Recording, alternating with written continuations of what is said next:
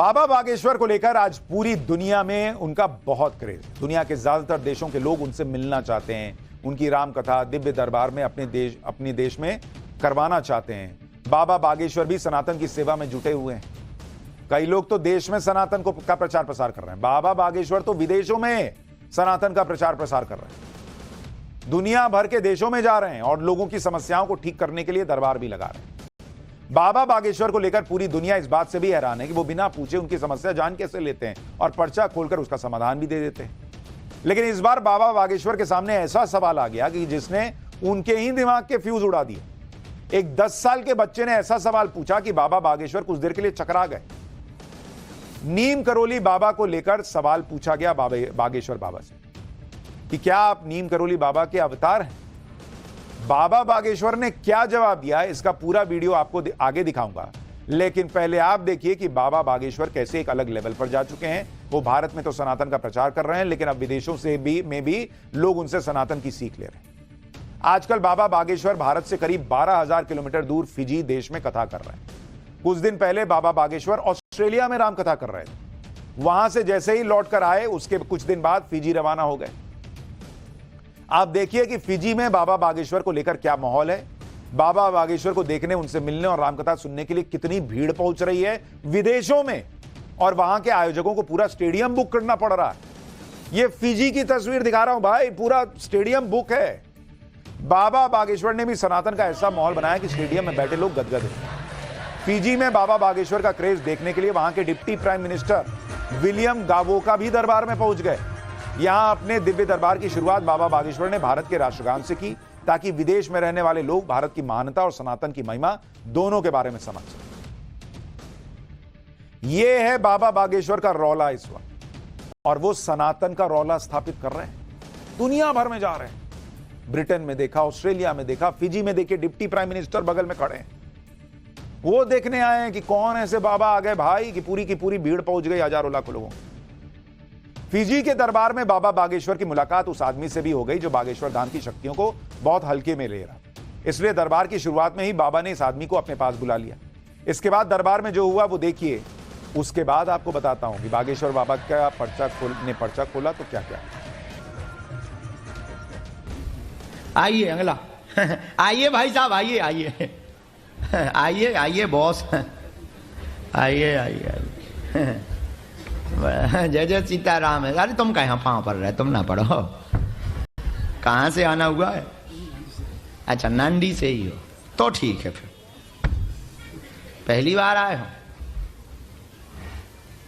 क्यों दिमाग लगा रहे थे? नक्कटा, तुम क्या जानते हो, हमें पता नहीं चलता। माई वाईफाई वेरी हाई फाई। और बल्कि इन्होंने समझाया भी था। हाँ, इसीलिए तो हमने इन्हीं को बुलाया। तुम लोगों की जब घर पे चर्चा हो रही थी कि अगर रियल है, बाबा है, बालाजी सरकार है, ये हनुमान जी का दूत है, तो हम भी हनुमान जी का बहुत बड़ा भक्त हूं, ऐसा कहा था इसने, तो ये बाबा हमको बुलाएगा। ठटरी के बारे तुम क्या समझते हो? माई वाईफाई वेरी हाई फाई। नांदी में कहाँ रहते हैं? सलोरी, सलोबी, गजब नाम है। बी की जगह सलोनी रख देते।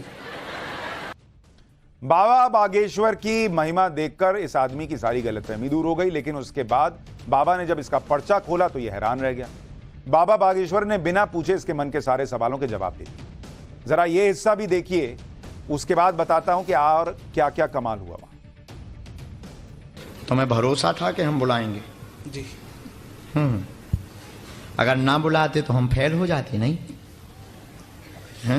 फिर हमने बोला कि जिसको हमसे ज्यादा जरूरत हो उसका।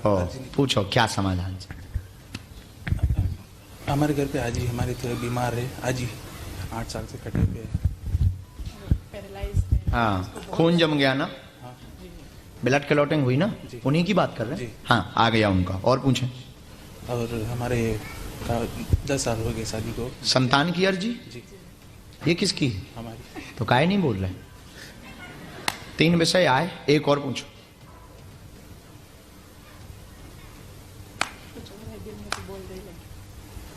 बस इतना ही आपसे मिलना था, इतना तो बहुत हो। चलो पहले नर्वस ना हो, धैर्य रखो।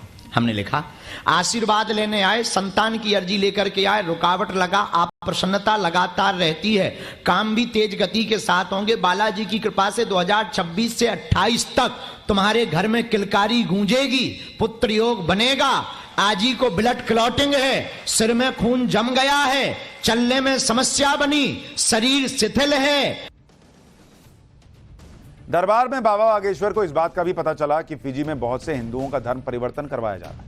इस बात को सुनकर बाबा बागेश्वर बहुत दुखी हुए और उन्हें गुस्सा भी आया। इसके बाद बाबा बागेश्वर ने फिजी में रहने वाले हिंदुओं को ऐसा अल्टीमेटम दिया कि आने वाले दिनों में शायद ऐसी घटना ना हो। बाबा बागेश्वर ने फिजी के लोगों से क्या कहा, यह सुनिए। इसके बाद आपको बताता हूं कि स्टेडियम में ऐसी क्या घटना हो गई कि हर कोई हैरान हो। कल हमारे बच्चे हमको बता रहे थे वो माता जी यहाँ होगी भी, तो हम प्रार्थना करेंगे कि वो खड़ी ना हो। और हमको बहुत कष्ट हुआ कल सुन करके रात को। एक कोई बूढ़ी माता जी यहाँ आई थी और उन्होंने हमारे सेवादारों को बताया कि उनके 2 बेटे हैं, दोनों मुसलमान बन गए, स्कूल में पढ़ने गए और दोनों ने धर्म परिवर्तन कर लिया।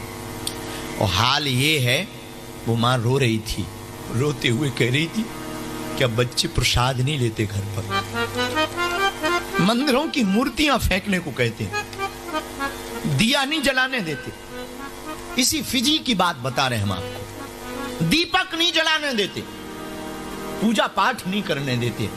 विचार करना उस मां पर क्या गुजर रही होगी, जिसके युवान बच्चे साथ छोड़कर जा रहे हो, क्या बीत रही होगी उस मां पर।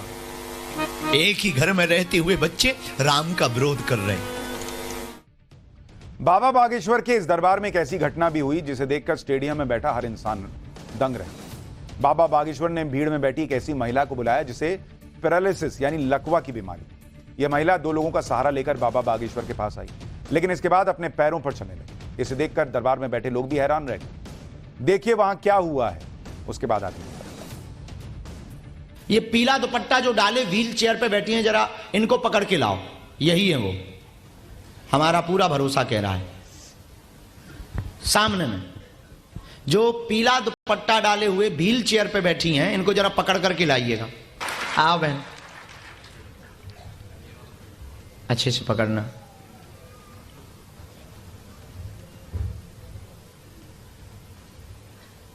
ये आज आशीर्वाद लेने जब भभूति लेने आई थी, आप वही हो ना? हमको थोड़ा थोड़ा याद है। इन्होंने हमको सिक्के चढ़ाए थे, तो हमने इनके बाकी सिक्के तो वापस कर दिए थे। 2 सिक्का रख लिए थे कि शायद उन्हीं सिक्कों से हमारे बेटियों, भारत में गरीब बेटियों का विवाह हो जाएगा। इन रुपयों की आवश्यकता इनको है। जरा कुछ अपने में से भी मिलाओ।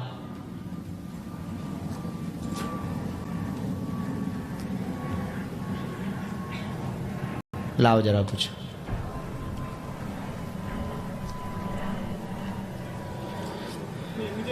नहीं, तुम्हें देना ही नहीं है। तुम का यहां तौबा तौबा कर रहा है। ये हमारी तरफ से इनको दे दीजिए। हाँ, कोई नहीं माता, कोई नहीं, रखो, दे दो, ले लो। ये तुम्हारे ही नाम के मिले हों का। हाँ, इन्हें आशीर्वाद दो, इनकी बुद्धि ठीक रहे। अब आपको उस सवाल के बारे में बताता हूं जिसने बाबा बागेश्वर को भी हैरान कर दिया। दरअसल फिजी जाने से पहले बाबा बागेश्वर उत्तराखंड के ऋषिकेश गए, जहां उनसे एक लड़के ने, छोटे से बच्चे ने सवाल पूछ लिया कि आप नीम करोली बाबा के अवतार हैं क्या? यह सवाल सुनकर बाबा बागेश्वर भी दंग रहे। इस सवाल के जवाब में बाबा बागेश्वर ने क्या कहा, यह सुनिए, फिर नीम करोली बाबा की महिमा भी बताऊंगा।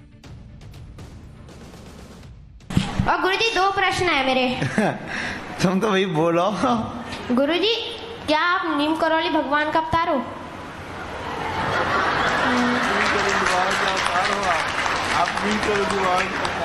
किसने कहा? मेरी मौसी ने। तो ये मौसी की प्रॉब्लम है। नहीं, उनके सपने में आए थे ना। हम भैया अपने घर के अलावा कहीं जाते ही नहीं हैं। धाम के अलावा हम कहीं जाते ही नहीं हैं। हम सपने में कहां से पहुंच गए? नहीं गुरुजी, आप तो ऋषिकेश आए हो फिर।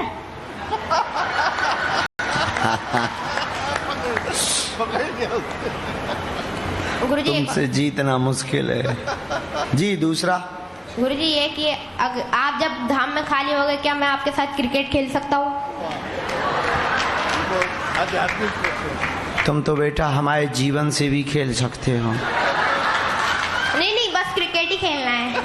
नहीं नहीं, तुम तो जीवन से भी खेल सकते हो, इतने चटर पटर हो बेटा। तुमने साधना कैसे कर ली, हम तो टेंशन में यहाँ बैठे। तो बताओ, तुम 8 घंटे की साधना भी पचा गए, अद्भुत हो। तो बाबा बागेश्वर से मिलने वाला वैसे ही हर आदमी जो है वो प्रभावित हो जाता है, लेकिन बाबा बागेश्वर इस बच्चे से भी प्रभावित हो, क्योंकि उसने सवाल ही ऐसा पूछा, बात ही ऐसी की, और बाबा बागेश्वर जिस तरह से सनातन का प्रचार प्रसार कर रहे हैं, उनसे हर कोई प्रभावित हुए बिना रह भी नहीं पा रहा। पाठशाला